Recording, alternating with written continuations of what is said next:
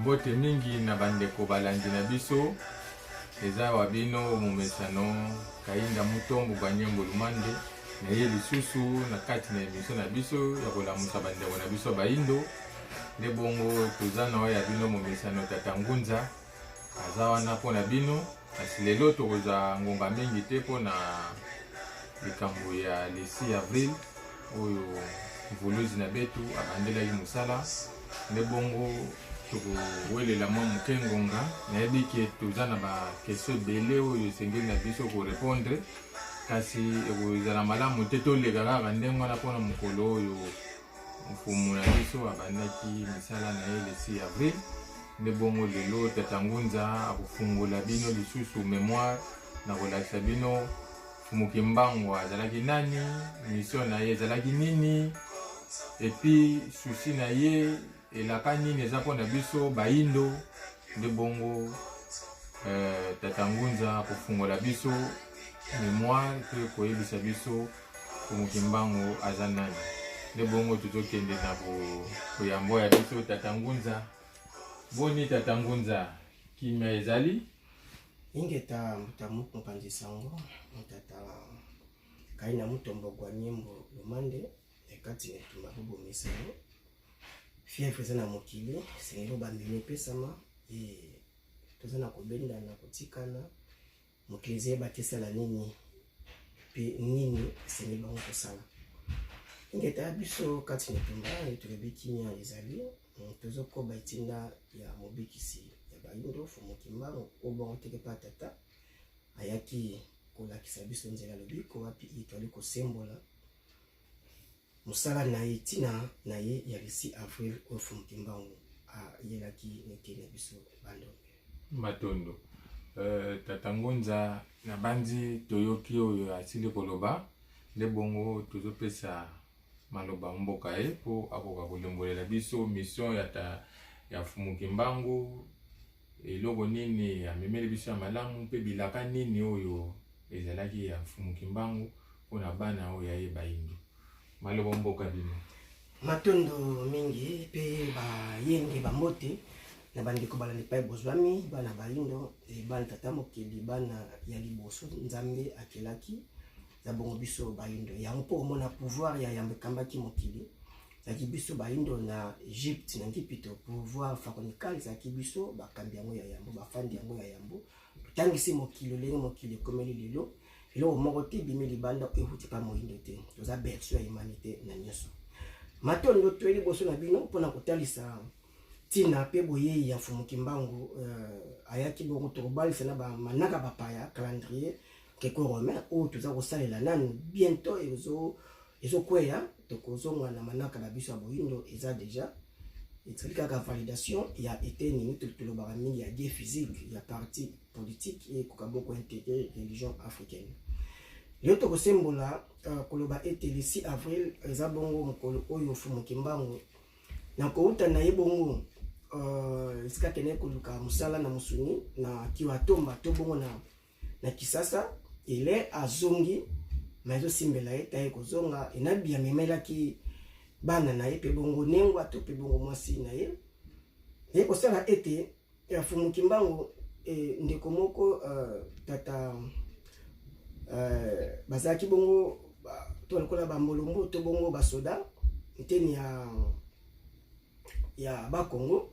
ke bango bazozonga mbuta mpata ele bango bazozonga bongo na epai bongo bazomaki kofanda asalaki mosala na mbanza nkamba bazwi libaku te babongo ya mabe ya kokuta bongo bambolombolo baosala mosala babengi Fumu Kimbangu mbuta mpata mokambi ya ena mbuta mfufu milef mbuta mfufu bayi bongo na kointerpele Fumu Kimbangu po baverifier loko bamikanda ezalaki mbuta mfufu asali abotoli Fumu Kimbangu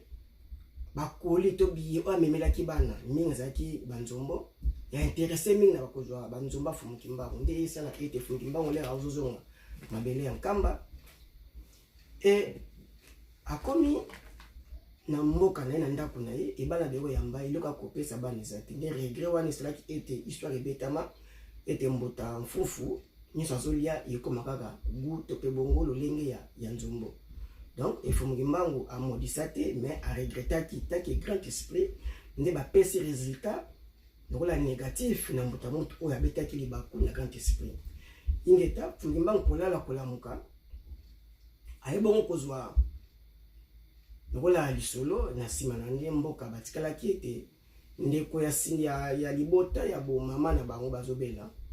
mama Kiatondo sali ete fungi mbangu azo na activité na ye habituelle okende bongo na elanga ya kolekela wana na bozongi na bango ibakuta mama na moribond donc aza pena ya a moitié mort ya kokufa déjà et mbala liboso fungi mbangu bakoyebisi na litoi loba po lobi ko ekota na nzoto oyo mfima akotunu akobaluka moto atala moto aza te ye moko na mama na de fungi mbangu mpona mbala liboso comme elembo ya longengo ya lumière ya Paul na biso bayindo ebandila nde wana le 6 avril na libakwema ya nengwa to mama to lenge mwasi Kiatondo fima lobi sasuka uzina wa nzamba mpungu de tata bampungu tulendo ende mbala moko automatiquement et maman wana zulobiko et atelemi abiki asengi ma ya sukoli pe allié et mboka yokili salongo sango na babi no moi elenge oyo mama walingaki akufa ekimbango otimba moko na mboka mundele ye parce que babenga Léon Paul Ville donc mboka mundele ayembala mwa pesi lobiko c'est kiza makambo sa tozwa kuna nde bamonaki fungi mbanga lolenge oyo te tomoneli lelo bamonaki lolenge ya kolongo bana te ende basango etambolaki na bamboka pembeni ekangamaki na mbanza nkamba ngombe kichuka bamboka nyonso wana sango etambolaki. Esa ifungi mbangu etinda sikoyo bandi e akomi sikoyo kondimbolela batu e kotea batu kotalisa batu kobikisa batu ende bomba opito ekangamaki batu nyonso direction nkamba ifungi mbangu azwi espace mabele bankuma kamba bapesi asala musala wapi longengo na biso engengelaki kasi koyena ye lingai na koloba nini mobiki so prophète soki aye ezaki libota molongo to peuple moko abungisi kokambama ya nzambe nde esprit mobimba eyaka ebotama na lenge ya kibomoto to ba to sabongo melimo po asala œuvre ya rédemption veut dire azongisa bino lisusu na pensée originaire o tata mokeli atrasa po na bino ta bokoko na bino nde zaka musala moko ya pasi zaka facilité donc ba ko sosola langage ya mingi te ezaka mali baku veut dire banzambe ba ko botamaka ezama to di mais to sembolongo kaka bayaka ko botama po musaba salaka ezaka musala epesa melaka mutu nyonso te et akoya ko botama veut dire être suprême na bino molimo bokasi na bino akoya kozwa nzota kibomoto ko botama et po asa pe musala ya bokasi fila azongisa bino bana na libota na ina nzela na etamboli nezaleli oyo ekambaki oyo etambusa bakoko na bino. Alors mutu moko te akolobaki amona nzambe bakoko yambo ya bayindo bango bazwaki mbele pa ya nzambe ete bokolia boye bokotambola boye bokozala boye so bokokolisa kaka ezali oyo ezali ya bino lenge mutu évolution même ye moko mutu osibi évolution obotama na libumu osali révolution veut dire obimi oboyi kozala libumu yo balonguluma yo moko mutu wana oboyi konguluma komi omeka kosimba bamama na baboti na bilamba po omeka kotelema nanu yango wana benga évolution veut dire ozokola kaka na kiboyo veut dire yo nde osala évolution veut dire ozopusana ochange ba étape mais lelo tolinga évolution occidentale veut dire kotika yo pokoma mutu mosusu veut dire intégration c'est pas veut dire être effacé ou s'effacer pour paraître mutu mosusu yango te. Donc cela veut dire et moi na kosimba mkolo eloko po atelema e ameko telema aboy konguluma ameko telema ya ameko koboka lokolo veut dire azoki une évolution na ye et nyonso i bandaka et nyonso yango ndekolaka soki ebandi te moye koleza te. Alors fungi mbangu aye pamate bayindo oyo bazalaki bongo bana nzambe e basalaki mbeba na Egypte antique banyokoli peuple moko songolo pakala moni e baye koya bayaki baye kola bonzambe biso to esclavagiser bango 430 tonyokoli peuple Israël. Tonyokoli bango na mabina biso Afrique et tangameli biso nyongo. Alors esenglaki bongo ebalana na libaku moko songolo paka nde Diego Kawa koya na sien royaume Congo ezali bobo konzi wana eutaki na Ngipito en Égypte et ko centraliser bon Afrique centrale précisément royaume Congo l'empire Congo to kolobela. Et le 3 mai 1491 et baté na Nzingankou et kotisi biso na engagement siko veli bango ba dominer biso. Pamatite mutu oyo azo devoir azalakaka na faiblesse mutu oyo ndi azo senga nyongo et di mkolo nyongo azana bokasi ata za mona muke. Et ça était tout comme faible devant bango était tout comme ce ko futa nyongo. Ba ba lekisi ti ba komi koteka biso et tonyokwa milulenge nanu rasi moko tani anyokwa mila bongo. Nde eye kobala na ete Fumukimbangu aye koya 1921 et kokisi 430 ans. Surtout to sangisi yango omona ki pisa biso 430 ans pedi nyongo na bango esili nde molimo asuka bali musala. Yamona fa botama avant et pour akoma na maturité 33 ans abanda siko musala na ye. Alors Fumukimbangu l'air aye ba milimo nyonso oyo engimelaki mateya ezali lolenge ki mopaya e bakomi batu lokola ya libebi bakomi lokola ba antibo boindo ndesali ete totikaki trajectoire bokambami nzamba mpongo tulende bokambami ya ki boindo culture na biso ba diaboliser nyeso ki boindo yango esali faiblesse na biso et tokei koyamba tokokota na réalité occidentale biso ba Afrique centrale et ba likolo kuna idem baké na monde arabe et lelo 5 siècles banda baya total Afrique christianisée ba évoluer na nini total Afrique arabisée ba évoluer na nini et to compare ba mboka na biso ba mboka na bango banani ba ko envier ba kenifanda pa baninga bana bana économie malamu bana baza malamu donc pour dire que babi yambale et mettre biso à genoux et désorienter biso to comme dérailler yango mobiki si Fumukimbangu ayaki azongisa biso na rai na nzela bakoko ba biso et sozo ozola bokoko ozola bondoki po basali makasi na mateya nyonso ebala kisa mutu mwindu ke yoza na bondoki yoza satana yango moni pouvoir politique to ça ya bapaya pouvoir scientifique ya bapaya pouvoir religieux nyonso ya bapaya. Alors Fumanga koya po azongisi la biso ko continuer ça tout le monde. Ni sengeli bongo atele mesika moko bande sika moko ndi bongo na Congo central na Mbanzakamba. Fumukimbangu ay bongo ko banda longengo na ye. Mais pona yo moyindo yeba ete et nzambe alingaki alobela biso pesa so message ba donner nouvelle na nzela Fumukimbangu. Ete tokobika kaka soki to se conformer na boyindo na biso. Soki to zongeli ezaleli ya kozalele bakoko na biso bazalaka bakoko na biso déjà balambaka ebende et balobi Pierre Taillé Pierre Poli l'âge des métaux métallurgie ezali à maîtriser l'ancien empire Congo to na bayindo nyonso histoire du textile a pris naissance en Afrique donc et to comme na mokili na mécanisation so tangi na Bible mona ba égyptien déjà basali ba chars de combat moni donc tokei bazu ba valeur tisi que bazu ba valeur africaine o ezo kende ko sala évolution na mikila bapaya yana mwana moko te na Afrika ko briller o ba ko tikela biso yi bazo nyonso même ba joueur même ba les ba ko sala ba piège de valeur et bazu ka batatina les ba teka pe ba esclave même procédé bazu ka ba n'importe qui te bazu ba chantre batamakasi batamayele ba génie ba forgeron nde ba kibongo kotonga pe ko pesa coup de pouce na bango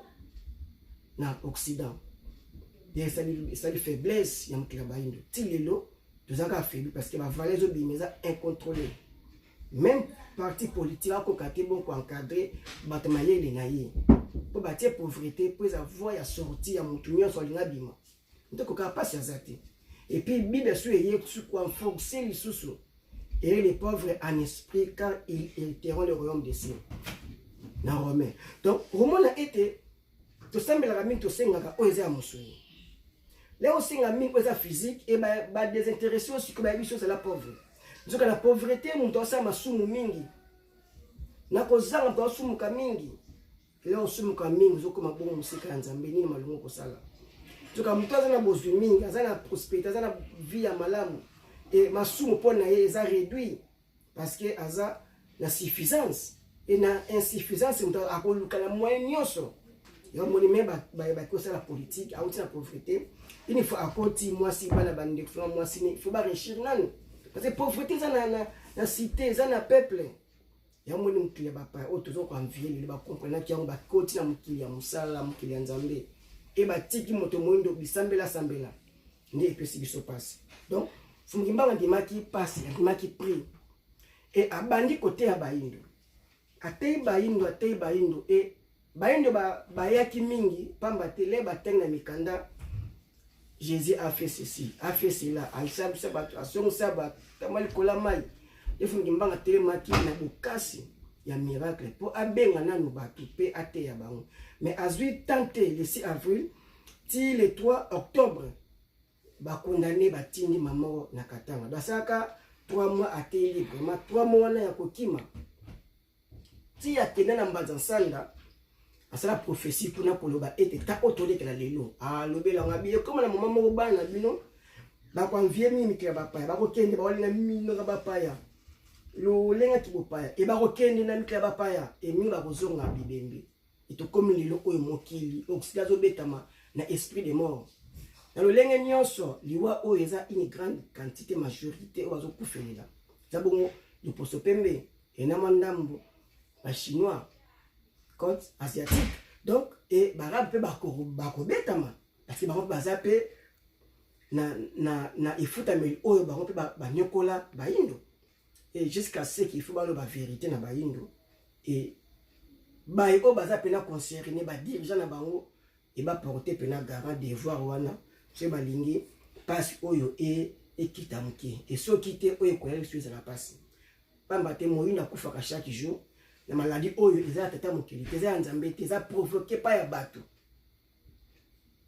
ende bon o mtaloni ya obuka ya bango ba gravese et combien de morts to kufa chaque jour na ba virus na maladie nyonso et combien de fois tozaka empoisonné na kolia na ba kisi na bango na ba vaccin na bango ba empoisonné biso combien de fois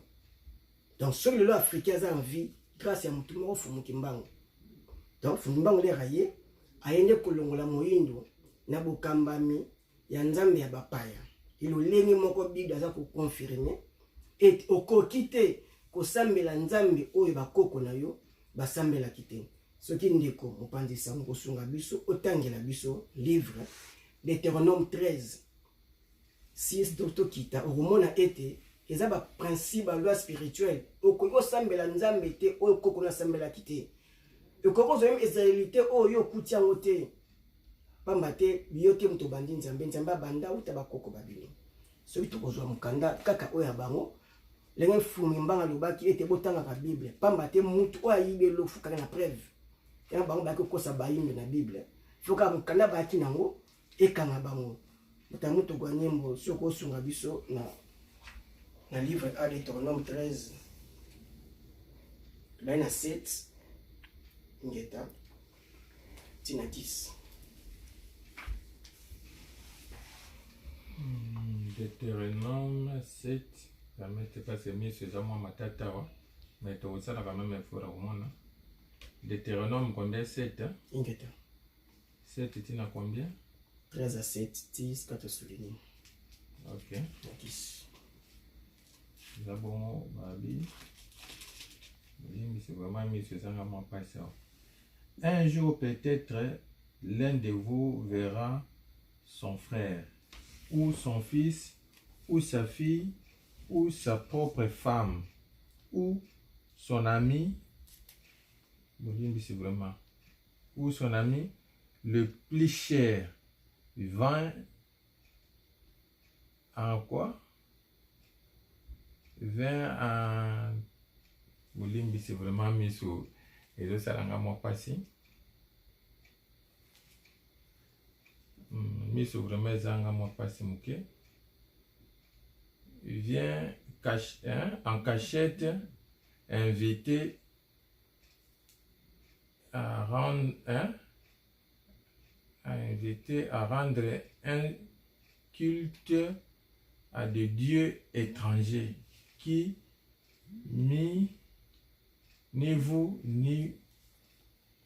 vos ancêtres n'avaient connu. Ils seront les deux. C'est vraiment.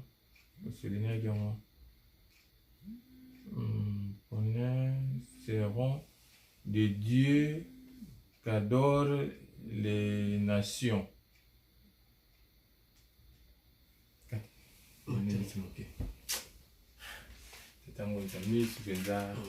Matondo mingi. Donc, bazana ndako bazolanda ingeta za Deutéronome 13 7 ti na 10. Donc il va kaki et okoki ko sambela te même ami ndeko mwasi ninga aye secrètement ko yebisa to sambela to kende ko sambela banzamba bapaya oyo bakoko le basambela te ko ndima ete peza mta liboso ya kotomba liboko ko beti to bambe bongo libanga et yo pe sukisa oboma muta bongo sikole bango baye ba christianiser ba ancien royaume na biso ba empire na biso ba islamiser biso ne ba mboka na biso nde ekomi sikoyo nde libebi ekumbi mpo na biso bandi omoni jusqu'à preuve du contraire baindo toza na évolution moko te sur tous les plans scientifique, c'est plan politique, c'est plan religieux toza kaka bato oyo bakopi kole ya ba occident nde pasi esala biso yango wana. Donc Fumlimbangu ele amoni pasi wana apporter garant andimi ekoya kobotama parmi biso moni ene bongo asala œuvre wasala afuta nyongo wana iya kokisa ki nyongo occident le akomi côté ya bandeko 36 000 familles qui na déportation au bandeko la na Fumlimbangu o ba koyoka yi bakanga ba déporta bango et Fumlimbangu le amoni ke bay o azote ya soki aye côté ya bato bakoyoka yi bakangi bango bakena déportation ne à se faire livrer à Pessie Moko et bakanga kindi boloko 30 ans na boloko les plus vieux prisonniers moni et ba nyonso oyo ba kufaki na koma bapaya na baptême par le nom na biema bapaya et les ba kufi ba koy ba prisonnier na bloc spirituel ya bapaya yango mona ete na bandi bon tozanga lisungi na ba o bakoya kosunga biso il a fallu que molimo mora makasi ekenge kolanda bango kuna kofuta prix po batika bango bakangi ya yo mutu po ba libérer ana mbeba o ekotisi na boloko po ba libérer il faut futa il faut construire ça là il faut ngimbango na passe au ndela ayo ki sa ki 30 na boloko ba privé même le mateya ya boyindo eteyama pedi mission na ye ekokite akokisi yango te physiquement na boye et 3 mois à côté ya 6 mois à côté ya et bakangi 30 na boloko mon ezaki prix à payer pour la bayindo nyonso ete babima na mukili to na cachot occidental ya molimo pour ba rejoindre le bloc spirituel africain pe ba ya lisuni na biso bayindo yango komona ete Fumlimbangu le razomi na 51 et ba mpepe nyonso ya l'indépendance na Afrique et telemaki na bokasi ya mutute na bosenga ya leader politique moko te mpepe ye ko beta et celle qui va venir sur balamuki ba koko wana ba ye ba inspirer ba koti na misuni ya bana bango et ba sali bokasi ba conquérir indépendance na mabela bayindo yango wana tokole baboy ils ont un avantage d'intérêt et mokili qui na transition yo moyindo yeba ete et na kozala collé na kokangama na bonzala bapaya na bible na coran yeba ki kozana négatif yeba ki ozoko basu na pasi et ozanga bisu lenge kani oko mibikisela ngongango ekoki emokili ezobetama coronavirus covid-19 nyos o pandémie oyo salama et ezaka fimbo ya tata mokili lenge sama en Égypte antique et biso en Égypte antique pe tozaki puissance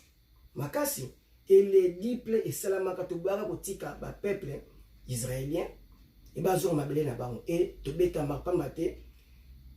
ceux qui na tort même oza muta makasi nene ni ozaka feli parce que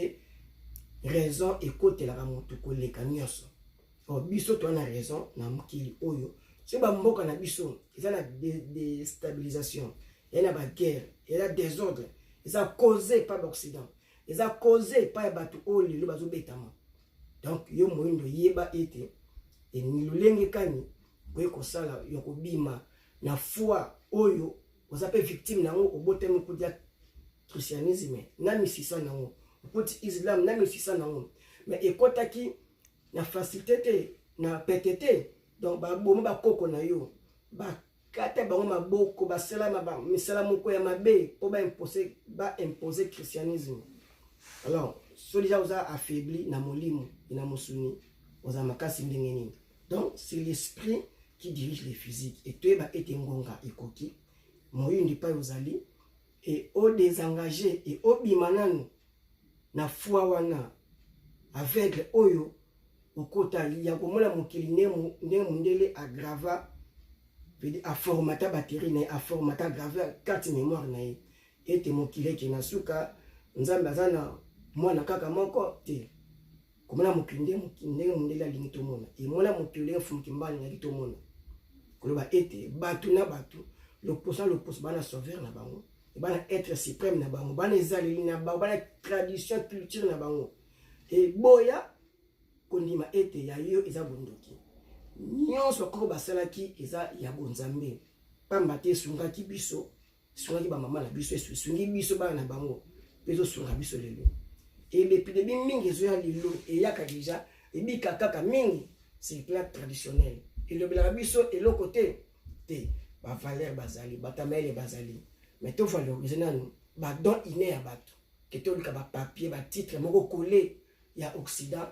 je dis atie mutu esika et longo banité apesi bonga pai oya ba sa ba confusion to yeba kinzambe utambotama na biso et yambo mndele aya Afrique ba kona biso ba sambelaka ba ki bongo ba principe spirituel ba ki bongo ko tosana et ko mikambama et pe ko tambusama ndenge malonga lelo o moyo landi nyonso ya loposo pembe yemo de azu échec système mon côté occidental est réussi fumu kimbango ndimaki grand prix ko futa pour aller libérer ba koko na biso na monde spirituel pe ye aza molimo mokasi mobateli ya baindo kozala bon koyeba matea fumu kimbango za boko zanga koyeba nzambe ntamona nzamba za te nzamba azomona na biso na batina minayi toyeba ete fumu kimbango nangwa oto komi ingeta kozala na intérêt makasi na tina makasi oyeba lolingo basambelaka e ne mission ezoya tokotalisa lolingo kani moyindo yo sengeli osambela yambo nanu yeba ete kombo ozola prénom ton nom occidental non arabe longola ngona komona ngolo ko eze effacé e ndima babengaka na kombo ya mbotama ya bakoko na yo et eza déjà moko ya malamu dia ozobenga déjà protection divine ya bakoko na yo ebatela yo po ndem kile kende et comme on a danger et ceux qui baïne bakufaka na fimbu ozo beta le poso pembe le poso ozo nyoko la le poso moyini ceux qui moyini ko betama et pour osanga kaka protection pour osanga koyoka et les ba premier ne bakufaka en Égypte bazaka ka bongo te ba ebisaka bango bana ya Jacob ba Israélien bino bobo manyama botia makila na ba porte na bino bakodaka bango et yo pe code ino ezali et kondima te ba bego na prénom ndima ba bengo na komono ya mboka et etikala gravé même na ndoto na yo komono ya mboka za gravé et ko bikisa yo pamba te kombono yo wana ya mboka yo te mto bandiango koko no mwa na kombo na zali et ya kozwa devoir ya ko protéger yo nzamba azali ko la escalier ko matamba moto ke na 10e escalier sans le 4e escalier hiérarchie spirituelle ezabongo yango émission ya tos la tsanenge nini moyi na sengeli bonga sambela ndenge ni basambelaka po ebina kosambela te et puis osambela plus grave à genoux et osambela à genoux zonga na betelo na kelasi ceux qui professeur a punir yo tioka à genoux mais à l'air maboko likolo mets-toi à genoux et professeur a punir parce que okokisité na devoir na kelasi na exercice mo professeur a punir yo si comme ndele azakola maître ya bayindo o atangisaka yo mokolo mokolo et ayebi yo il faut sambela kasi comme mets-toi à genoux maboko likolo est-ce que la position ya punition te o atikela bayindo te fungimba maleki mokilima na mayele ne ko tangisa bayindo mutokeni mulaite matondo na bino to songi maloba na mokambi ya émission na mokolo lelo tata wanyembo lomande Matondo na banzi bolandi tetangunza na badetail nyonso a expliqué biso koya ya Fumukimbangu le 6 avril 1921 nde bongo kala mingi te le 6 avril tokokokisa centenaire ya 2021 donc nde bongo tobandi kokende na kosite kasi mituna ezangaka te tetangunza mutuna yambo ezali balobi Fumukimbangu na ba question na uti kotanga sikoyo babi Fumukimbangu ayaki mingi na elle politique kasi bino bomemi beaucoup plus na elle spirituel bonayebi te kolimbola nini na motuna wa batuni biso matono mingi te Fumukimbangu soki ndeka kotuna bongo ekozanga kaka koyeba mate ya Fumukimbangu ekozanga kopusa na pembeni ya baibongo bazoteyaki boyindo Fumukimbangu ingita ayaki na elle politique te pamba te totuni motuna apesa biso parti politique ya Fumukimbangu ana komba apesa biso te Fumukimbangu ayaki nde kodécoloniser biso na trois pouvoir politique scientifique pe spirituel et religieux mais tellement que ayebi malamu ete c'est l'esprit qui dirige les physiques na bandela qui non na religion mosoki molimo no éveillé et que ba koza procession ko kamba nzoto na ko physique mole baba mutu azali boma molimo motelengano ekati na ye ko kate ko kamba siko ba acte physique ne ba nzoto na ye akena fulu akotambola moyi makasi akolebele elongo balite po molimo neza absa ezakati nete donc les vrais guérisons na ye na liboso il faut molimo na ye ezonga kati ne ba comme être conscient ni akoba ngoko mikamba ye moko na akokipe kobela PCP kisa on ba bika pe akokipe ko abota ka pe mutali boma boti ba bota ka pe bazali mais ça liboma donc pesi guérison parce que ba yindo comparativement na mutali boma donc tozali kola bata maboma lelo ba mate milimo ya ba Jacob ya ba Abraham mukona mukolo kobele les milimo ba paya oyo ezoyebisa biso teki biso mo Afrique za na fulu Afrique za un grand chantier na batongite et tozoy ba kolia tolie ba Thomson ba Sardi les biloko ba salé lieu ko salela et le groupe to bolena ba loso ya ba chasser bona ma beza fertile donc molimo ezeye bisa yote ezo mettre na conscience que yonde folona yonde fo sala et batu nyonso le baza bongo et Afrique ko développer camp donc il faut molimo ya ba yini ba koko ba biso ezo makati na biso zo être conscient pote ba ngoko mitonga pe komi tombola mboka pe kitana biso matondo tetangunza toza na question mususu awa na utuko koma yango lisusu bazotuna balobi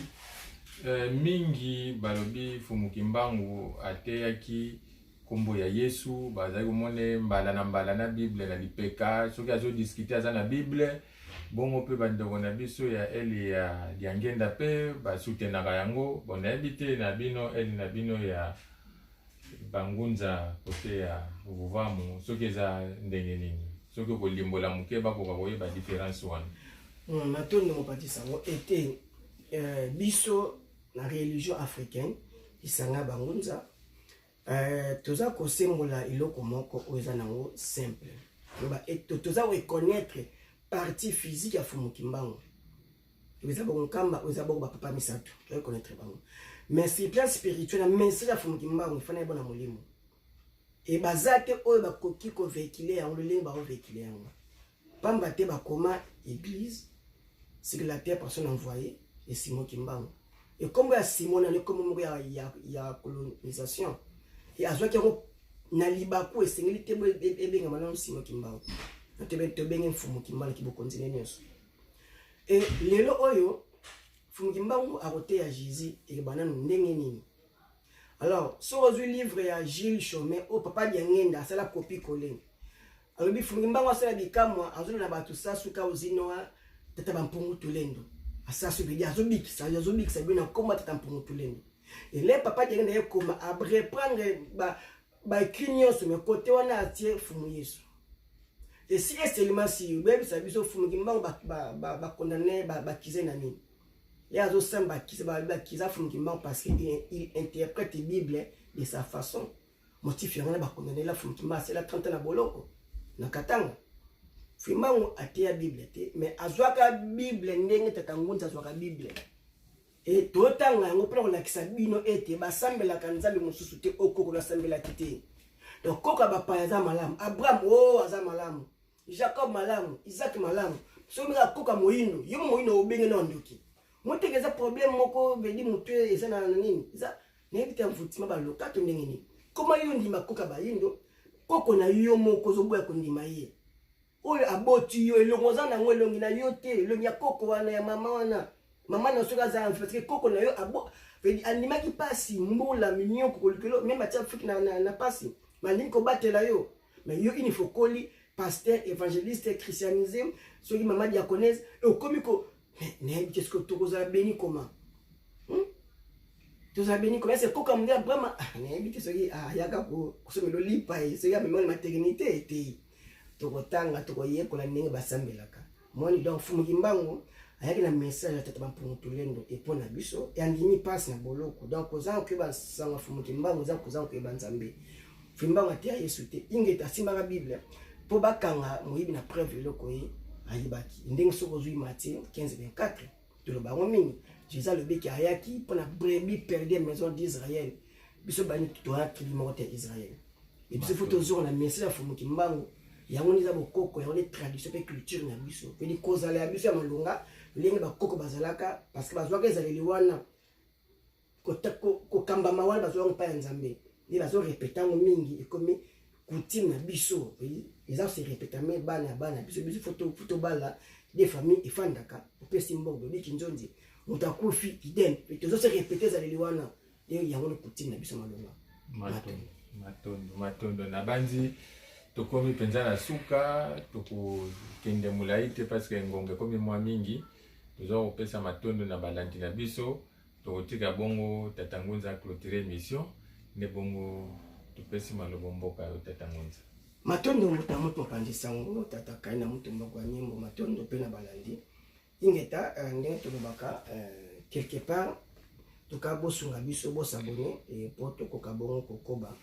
et mosala otosa na moment oyo mukilize sa transition minga ko bezali nyonso iloba koloma côté ba remarque na bilingeta bokoma poto bongisa nyonso kasi bongo toza na kati na chaque jour to chaque semaine et koyaka kotalisa bino oyo sengeleli et oyo tokokota émission belanda tokotalisa lenge basambelaka toyebi ke mingi toza ba victime ya makambo ebele et soki libako ezuyu ya koyeba eloko luka oyebango yambo ofinga okritike luka na otuna oyeba le mosu oyebi eza na bongo te pe umeli mingi atako nzete umeli na se ya mai ekomaka ngando mokolo moko te et okutami victime eloko moko bo ndenge oyebaka ngo est-ce que ça bongo luka o vérifie na bai o basengeli ba peso piyane pe o comparer yango et toza bandimite po to ndimisa bino mais il faut ososo leloko avant ndimango ndi moya moto adirasi na oso ezate tika ntsama bakoko abatela bayindo epai bosela bayindo mabe banko pe bango batonga bakiso elongo bati poto kufaka lokola bango na maladi oyo ebeta bango